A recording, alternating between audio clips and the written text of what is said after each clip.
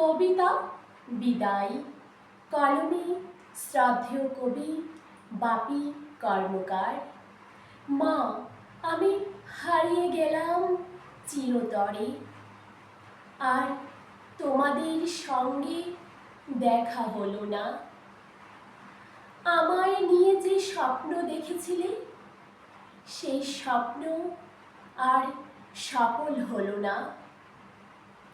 অক্লান্ত পরিশ্রমের পর শরীরকে একটু বিশ্রাম দিতে চেয়েছিলাম, আর ফিরলাম না। নরঘাতক শকুনের দল আমার উপর ঝাঁপিয়ে পড়ল।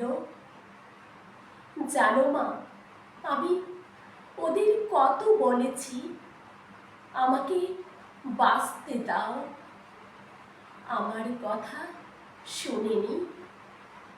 আমার শরীরকে ওরা শোষণ করেছে, ছটফট করেছি মৃত্যু যন্ত্রণায়। তোমাদের মুখগুলো ঝাপসা ভেসে আসছিল। আমি বাঁচতে চেয়েছিলাম তোমাদের সঙ্গে।